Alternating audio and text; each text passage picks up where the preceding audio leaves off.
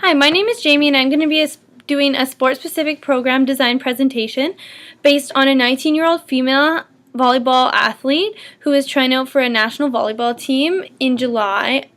So, the first thing is we're going to be, throughout the presentation, I'll be talking about the understanding of physiological priorities and prioritization, which is important for design. To determine individual strengths and weaknesses is very important to understand what they need to work on, what they should be working on more, what they do better in, things like that. Prioritize what needs to be worked on is very important so that you're improving on the weaknesses and not just improving strengths. Designing programs specific to the individual is very important. You want to make sure that everything in the design is based on them, on their results, what they need to work on, and everything. You want to incorporate specific training needs, which goes to follow everything else based on the individual, what they need to work on, what's important, what's not. We also want to reduce the risk of an injury. That is very important because volleyball is a very competitive sport which has lots of injuries, and if not taken carefully, if not training properly, many injuries can occur, and we will talk about all this throughout the presentation. So the first thing I'm going to talk about is physiological tests and performances. There was a test done that assessed physical characteristics of the body. It was the somatotype, body composition, leg strength, lower back and hamstring flexibility, and vertical jump. This assessment was done to assess all these within a volleyball player, to determine their strengths and weaknesses, to determine the average of each volleyball player, for instance, how good their lower back and hamstring flexibility is for bending down, for being able to move, and things like that. There was also another assessment done on how exercise performance affects the immune system and natural defense system. This was done by a bunch of volleyball players, and the outcome turned out that exercise does have a influence on the immune system and natural defense system, which should be taken into consideration when making a program design, because depending how well the person's immune system is or how weak it is, this can affect a lot of their training. There was also a test done to determine VO2 consumptions of the volleyball players, and it was proved that volleyball players have capacities close to basketball players, which means they are very in shape, and because basketball players do a lot of running, so volleyball players also need to do that too to keep in shape and up top with their VO2 max. There was also another test done that determines the frequency of jumps performed along with jumping landing techniques. So this was determined.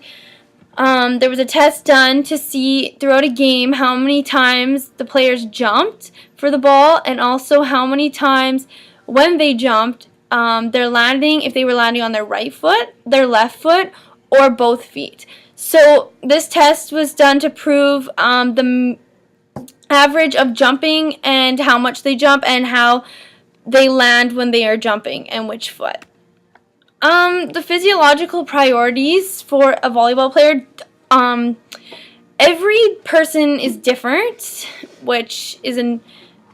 so it helps, or it has a different effect on every human being when they are playing a sport. So every athlete is different, but some of the main points that have come up from my studies are that the taller volleyball players usually do have more advantage, which makes sense because they're taller, they can get to the ball quicker, they can get the ball over the net. Players of a higher skill level are usually proved to be taller.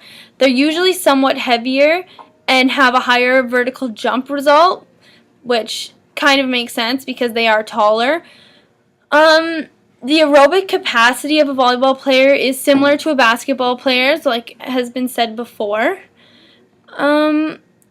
Another physiological priority that I found very important was lower leg power is very important for maximal movement and jump heights. This makes it very important because there's no saying that you have to be tall to be a volleyball player, but you do need to have jump height, you need to have speed, you need to have agility, everything. So if you are tall and have jump height, that's a bonus, but for the shorter people who are playing, jump height is very important because you do want to spike that ball over the net. You want to block from the opposing team getting the ball over, and just things like that to help you get optimal performance throughout a game. So injury analysis obviously comes with every sport. There are very many injuries that can happen throughout volleyball in any muscle, joint, or bone. The most common are the rotator cuff tendinitis, patellar tendinitis, which is also known as jumper's knee, and back injuries. So the rotator cuff tendinitis is an inflammation in the rotator cuff, mostly from spiking, volleying, just moving your arms too much. Patellar tendinitis would be inflammation of the kneecaps, which jumper's knee is from jumping up and down a lot and just using your knees for a lot of things. And back injuries, which are very common within a lot of people. So all this needs to be taken into consideration when playing volleyball and when making a program designed for an athlete. Broken and sprained fingers and wrists, ankle sprains, and breaks are also very common. When two people hit the ball together, your fingers break or your wrists break.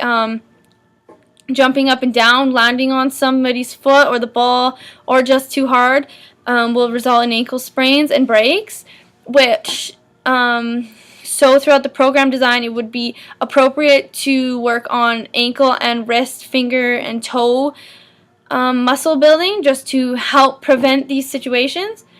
You also want an appropriate environment. Education and practice for optimal performance without injury is important because you want to ensure that you are preventing injuries as much as possible. So my client's strengths for this program design are her height, standing reach, overhead throw, 10-meter sprint, and agility. The weaknesses that I have found are her height. She has a higher sum of 7 skin folds.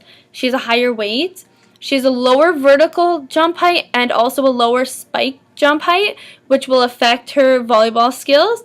And she also has a lower estimated VO2 max. So based on her weaknesses and strengths, the training priorities that I have found for my 19-year-old client, Chelsea, you want to make sure that it's specific for every athlete. So in this case, it's going to be specific to Chelsea's training for her July national tryouts. The top 3 that I have found that she needs to work on is her muscular power, her aerobic fitness, and her muscular endurance. So her power I found to improve her vertical and spike jump height so she can get the ball, more things like that to help her improve her game. Her aerobic fitness to help her improve her overall VO2 max, which is the goal, and this will also help improve her 10-meter sprint time from the fitness test. And also her muscular endurance, which will just help reflect on just overall skills and everything that she will be doing to keep her in her prime for her training and her tryouts. So she has aerobic exercises. For this, she was determined it was a personal time run, determined her race pace. It was designed based on results. So when I designed the program, it was designed to train above, below, and at a target race pace based on her trial run results. This will help with her muscular endurance and aerobic fitness for her overall program design. Her anaerobic exercises, these will improve her lactic capacity based on her pace. For this, she works at 80 to 85% of her max race pace for a sprint. The work to rest interval is 1 to 4 or 1 to 3 depending on which interval it is. So it's a 60 to 90 seconds worth of work and 240 to 270 seconds rest.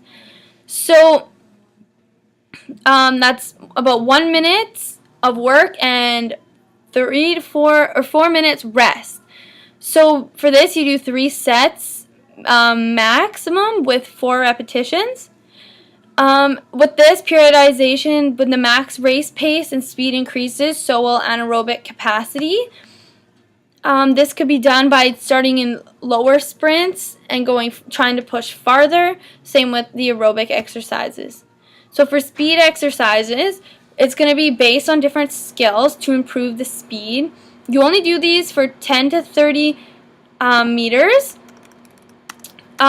So this helps build strength and power within the legs and even the upper body. It can improve aerobic capacity as you're moving. And it influences the training priorities that have been talked about.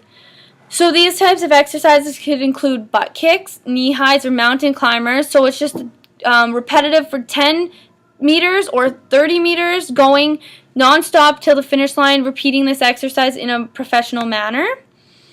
The next one we're going to be doing is maximum power exercises based on her program design. This is mainly to improve her leg power for her jumps, also to help her increase her vertical jumps and spike jump to help her gain momentum.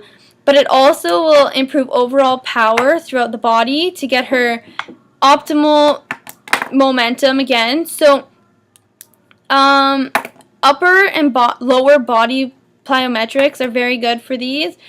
Ballistic training is a good example that is incorporated into her program design. A good example of this is jump squats, which can result from periodization from squats to jump squats over the amount of the program design. So for periodization, there was a mesocycle. I made 4 mesocycles, 1 month each, from March to July. Each has progression. They alternate between high levels of reps and sets and a low intensity of the percent of 1 RM, or also just progression from, say, a squat to get the feeling and proper alignment down, to progressing towards jump squats to get the power in the legs more. And yeah, so the program varies from different intensities, reps, sets throughout the phases. It's an effective way of improving muscular strength, which is what she needs for her tryouts. So it's very important to do periodization to prevent regression from happening and keeping her at the same spot for 4 months. So yeah, you want to perform from a lower volume exercise to a more intense exercise, or you could also go from a more intense to a lower throughout the program design. The specific training goals for this volleyball player, Chelsea, who was a 19-year-old woman, her goals that I set was to add 5 centimeters at least to her vertical jump height and her spike height. Complete the 10-meter sprint in at least 0.25 seconds faster than the current time that she has for her run. Improve agility time by 1 second, and improve overall VO2 max. So in conclusion, periodization helps with progression. It's specific to demands of the athlete. Exercises are to progress with weight, reps, or sets, or even to more advanced exercises from the ones you begin with. It's specific to the individual to help with progression of their weakness and even their strengths, but to prevent regression. It's to focus on weakness, specifically to improve for optimal performance. You want to consider all other aspects of the client's life, such as school, homework, sports, they go to the gym, their social life, anything of that, to incorporate into their program design for when they can meet with you. And it should 100% be appropriate client-based program based on everything you know about your client. Thank you. So today we're doing the sport-specific design program here with my client Michelle. We're going to show what progression is like from over the time for periodization. So we're going to start with squat jumps. We're going to have our hands on the back of our heads. We're going to be in a neutral position. Knees don't go over the toes. We're going to squat, keeping everything aligned, and doing the correct position, I'll be watching. So we're going to do 8 of those for one set of 8 reps. Are we ready? Ready. All right, go. Looking good. Everything's aligned.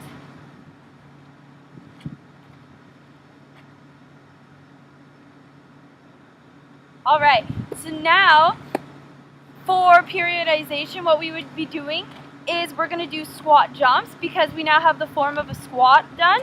So we're going to do some squat jumps. So we're going to want to keep everything in line. You're going to want to do a vertical jump, controlled when you come down, and go again. We're going to do 8 reps of those for one set. Are you ready? I'm ready. All right, whenever you're ready, go.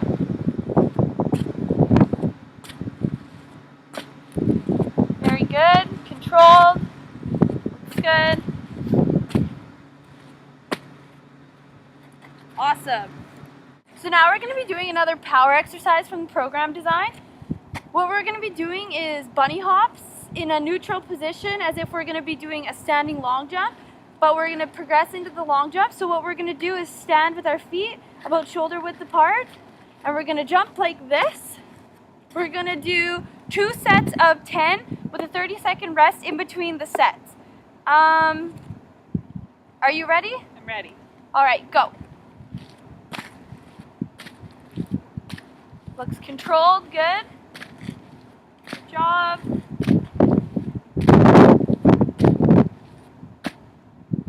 Now 30-second rest.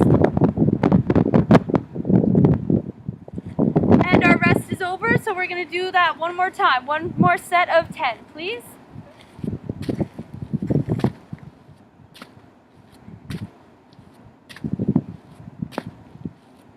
Keep body aligned. Good job. So now from the periodization, from the bunny hops, we're going to be doing standing long jumps, which help with max power. So we're going to stand, align, keep our elbows.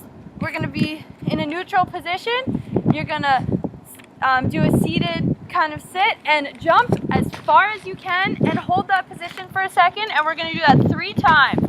Are you ready? I'm ready. All right, go. Good.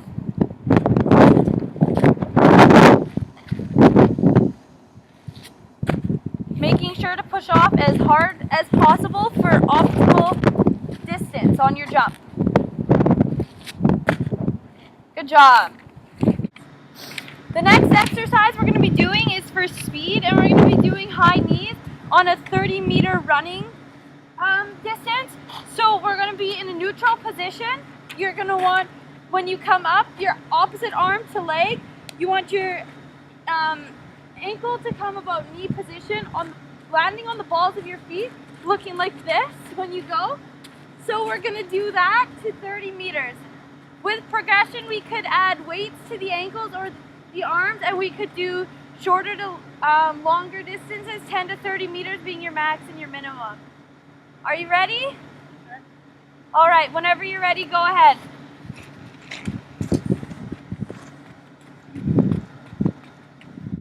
Since we're going to be doing 2 sets of those, we're going to do one more for another 30 meters. So whenever you're ready, go ahead. Looks good. Good job. Okay, so now what we're going to be doing is a 40-yard dash as fast as possible, which is another exercise for speed. So you're going to run to the other line as fast as you can. With progression from this would be a 120-yard dash, but we do not have the space for that right now. So we'll just demonstrate the 40-yard dash. Where you're going to start from a 3 or 4 point position. So get into a starting position, either like this. There we go. And you're going to run to that line as fast as you can, pushing yourself.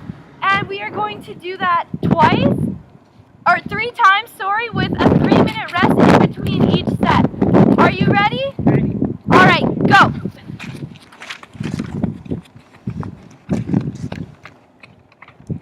And we're going to do trial number 2, and whenever you're ready.